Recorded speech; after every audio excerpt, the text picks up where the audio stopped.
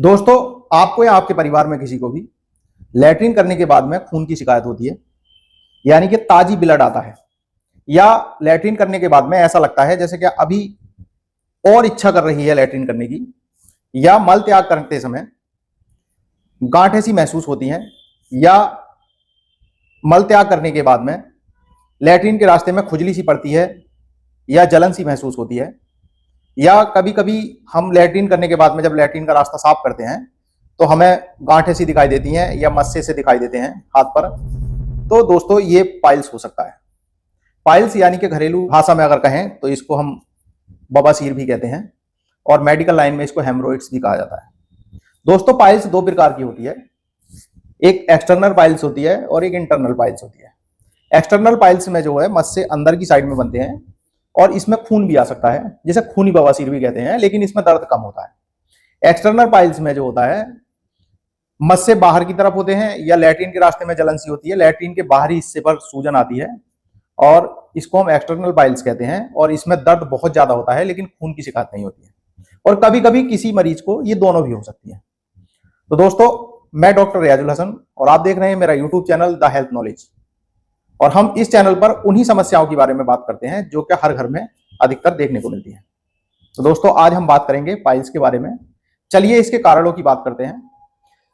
अधिकतर जो पेशेंट लंबे समय तक बैठे रहते हैं या लंबे समय तक खड़े होकर काम करते हैं, उनको पाइल्स होने की शिकायत अधिकतर हो जाती है। या किसी पेशेंट का वजन ज्यादा है तो उसको भी पाइल्स होने के चांसेस बहुत ज्यादा होते हैं। या किसी को लंबे समय से कॉन्स्टिपेशन की शिकायत रहती है, यानी कि उसको लैट्रिन बहुत देरी से उतरती है या कई कई दिन बाद लैट्रिन आती है, तो उसको भी पाइल्स होने के चांसेस अधिकतर होते हैं। और ये औरतों में अधिकतर देखा गया है कि जैसे कि कोई लेडीज पेशेंट है और उसको प्रेगनेंसी है, तो प्रेगनेंसी के दौरान भी लेडीजों को पाइल्स की शिकायत देखने को मिलती है। और यदि कोई अधिक मसालेदार भोजन का सेवन करता है या शराब का सेवन अधिक करता है, तो इस तरह के पेशेंटों को भी पाइल्स की शिकायत होने के चांसेस बहुत ज्यादा होते हैं। या जो व्यक्ति मैदा से बने हुए प्रोडक्ट का अधिक यूज करते हैं, यानी कि फाइबर्स युक्त भोजन का सेवन बहुत कम मात्रा में करते हैं, तो ऐसे पेशेंटों को भी पाइल्स होने के चांस बहुत अधिक होते हैं। तो आइए, अगर इस तरह की कोई भी शिकायत अगर किसी भी पेशेंट को अगर होती है तो वो एक बार डॉक्टर से कंसल्ट जरूर कर लें। यदि आप डॉक्टर्स के पास जाते हैं तो डॉक्टर्स आपको किसी जांच के बारे में रिकमेंडेड नहीं करते हैं शुरुआती लक्षणों में, और इसको वैसे ही बाहर से एग्जामिन करके पहचाना जा सकता है। या अगर अंदर की तरफ पाइल्स है, आपसे कुछ हिस्ट्री लेकर एक सिग्माइडोस्कोपी एक जांच होती है, यानी कि लैट्रिन के रास्ते में एक नली सी होती है, उसको डालकर देखा जाता है कि लैट्रिन के रास्ते में सूजन कितनी है या इसकी नसों पर सूजन कितनी आई है, तो उसके कारण भी इसको क्लियर कर दिया जाता है कि आपको पाइल्स की शिकायत है। तो दोस्तों, ये तो थे कारण। अगर हम इसके आधुनिक चिकित्सा में इलाज की बात करें तो सबसे मेन सिस्टम होता है हमारी दिनचर्या में सुधार करना, यानी कि हमारा रहन सहन कैसा है, हम क्या खान पान में ले रहे हैं, तो उसमें सुधार करके भी हम पाइल्स की समस्या को कम कर सकते हैं। दोस्तों, ये ध्यान रहे, बहुत से लोगों का ये मानना होता है कि पाइल्स ठीक ही नहीं होती है, जिंदगी भर रहती है। ऐसा नहीं है, पाइल्स कोई लाइलाज बीमारी नहीं है, बल्कि अगर हम अपनी दिनचर्या में थोड़ा सा बदलाव करें और अच्छे से व्यायाम करें, खाने पीने पे अच्छे से ध्यान दें, अधिक फाइबर युक्त खाने का भोजन का यूज करें, तो पाइल्स की समस्या को बहुत अच्छे से ट्रीट किया जा सकता है। जैसे कि दोस्तों, अगर हम एलोपैथिक चिकित्सा के बारे में बात करें तो सबसे मेन होता है कॉन्स्टिपेशन को कम करना। यदि किसी पेशेंट को कॉन्स्टिपेशन की शिकायत है तो उसको कॉन्स्टिपेशन कम करने के लिए लैक्टोलूज, क्रीमाफिन या बहुत से ऐसे लैट्रिन को पतला करने के दवाइयां आती हैं, जिसके द्वारा हम लैट्रिन को पतला करके और पाइल्स की समस्या को कम कर सकते हैं। कुछ और भी दवाइयां हैं, जैसे डेफ्लॉन की टैबलेट आती है। डेफ्लॉन की टैबलेट रोजाना सुबह शाम लेने से जो नसों पे सूजन आई हुई है उसको कम किया जा सकता है।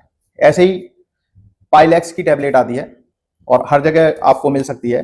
पाइलेक्स की टैबलेट लेने से भी सूजन कम होती है और बवासीर की समस्या को कम किया जा सकता है। साथ ही साथ कुछ लगाने वाले लोशन क्रीम भी आती हैं, जिसको लगाने से लैट्रिन के जो रास्ते में सूजन आई है या उसमें जलन की शिकायत हो रही है या खुजली की शिकायत रहती है, उसको कम किया जा सकता है। एक बहुत ही अच्छा टॉपिकल क्रीम आती है जिसको एनोवेट कहते हैं, या स्मूथ के नाम से भी क्रीम आती है, जिसको हम यूज करके लैट्रिन के रास्ते की सूजन को हम कम कर सकते हैं। साथ ही साथ एक और बहुत अच्छा प्रोसीजर होता है जिसको सिस बाथ बोलते हैं, यानी कि आप गर्म पानी किसी टब में गर्म पानी ले लें, जितना कि आप सहार सकते हैं, उसमें नमक और थोड़ा बीटाडीन लोशन डालकर जब तक बैठें, जब तक कि पानी ठंडा ना हो जाए, और ये प्रक्रिया आप सुबह शाम कर लें तो इससे भी बहुत हद तक पाइल्स में आराम मिल सकता है। इसके साथ साथ आपको अपनी दिनचर्या में भी बदलाव करना होगा। अधिक फाइबर युक्त खाने खाने होंगे, खाने के साथ में सलाद लेना होगा। सलाद यानी कि गाजर, मूली, टमाटर या खीरा वगैरह का अधिक सेवन करना है खाने के साथ में, और साथ ही साथ आप दही का सेवन अधिक करें और रोजाना सुबह शाम टहलने की कोशिश करें। अगर आप इस तरह से अपने आप को मेंटेन करते हैं और साथ में आप एलोपैथिक इलाज भी लेते हैं तो आपको बहुत जल्द से आराम मिल जाएगा। लेकिन दोस्तों ध्यान रहे, कोई भी दवाई लेने से पहले डॉक्टर्स से सलाह लेना बहुत जरूरी है, और कोई भी दवाई अपने से, एलोपैथिक दवाई अपने से ना लें, बल्कि डॉक्टर्स के सुपरविजन में लें। दोस्तों इसके साथ साथ जैसा कि मैंने आपको बताया कि ये लंबे समय तक ट्रीट होने वाली बीमारी है और एकदम से हम अपने जीवन को में बहुत ज्यादा चेंजिंग भी नहीं कर पाते हैं, तो कुछ ऐसे होम रेमेडीज भी हैं जिसके अपनाकर हम पाइल्स की समस्या को कम कर सकते हैं। और ध्यान रहे, अगर समस्या बहुत लंबी हो चुकी है तो डॉक्टर से सलाह जरूर लें। अगर शुरुआती लक्षण है तो इस होम रेमेडीज से भी आपको बहुत फायदा मिल सकता है। एलोपैथिक इलाज के बाद भी यदि आराम नहीं मिल पा रहा है या पाइल्स की समस्या बहुत ज्यादा बढ़ चुकी है या सूजन बहुत ज्यादा है, तो इसका सर्जिकल प्रोसीजर भी होता है जिसको हेमरॉइडेक्टमी कहते हैं, और इसको डॉक्टर्स जो है काट कर बाहर निकाल देते हैं। तो दोस्तों बात करते हैं कुछ होम रेमेडीज की, जैसे कि त्रिफला चूर्ण। त्रिफला चूर्ण रात को 1 चम्मच गुनगुने पानी से लेने पर ये पेट की कब्ज को कम करता है और लैट्रिन को स्मूथ बनाता है, जिसके कारण पाइल्स की समस्या कम हो जाती है। इसी तरह से एक होता है अरंडी का तेल, या जिसको अंग्रेजी में कैस्टर ऑयल भी कहते हैं। कैस्टर ऑयल या अरंडी के तेल को 40 ml से 30 ml तक 1 गिलास दूध के साथ में रात को लेने पर लैट्रिन स्मूथ हो जाती है, जिसके कारण जो नसों पे प्रेशर होता है लैट्रिन का वो कम हो जाता है और सूजन कम हो जाती है। यानी कि लैट्रिन के रास्ते में सूजन कम हो जाती है और पाइल्स से आपको बहुत हद तक छुटकारा मिल सकता है। एक और होम रेमेडीज होती है नीम और हल्दी। नीम के पत्ते लें, उसको पीस लें और उसमें हल्दी की एक पुत्ती डालकर उसको भी पीस लें और साथ में उसकी एक टिकिया बनाकर लैट्रिन के रास्ते पर लगाने पर इससे भी सूजन कम होती है, और ये एक एंटीसेप्टिक दवाई की तरह काम करता है, जिससे कि इन्फेक्शन भी कम हो जाता है और जिसके कारण पाइल्स में बहुत ज्यादा आराम मिलता है।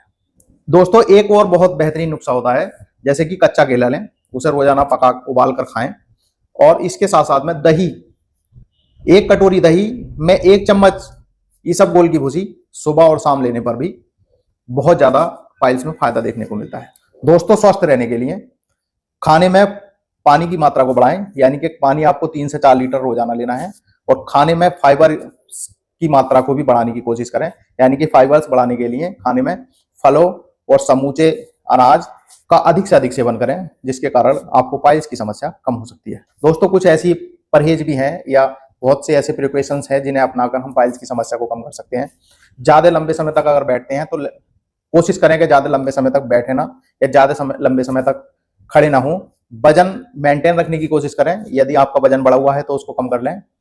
साथ ही साथ मसालेदार भोजन और धूम्रपान से बचें। तो दोस्तों बवासीर कोई लाइलाज बीमारी नहीं है, आपकी ये थोड़ी सी सतर्कता आपको बवासीर से जिंदगी भर के लिए छुटकारा दे सकती है। आज के लिए वीडियो में बस इतना ही, मिलते हैं एक नई वीडियो के साथ में। यदि मेरी वीडियो आपको अच्छी लगी हो तो वीडियो को लाइक करें, चैनल को सब्सक्राइब करें और बेल आइकॉन दबाना ना भूलें, ताकि मेरी हर एक इन्फॉर्मेटिव वीडियो आप तक बहुत जल्द से जल्द पहुंच सके। तब तक के लिए धन्यवाद।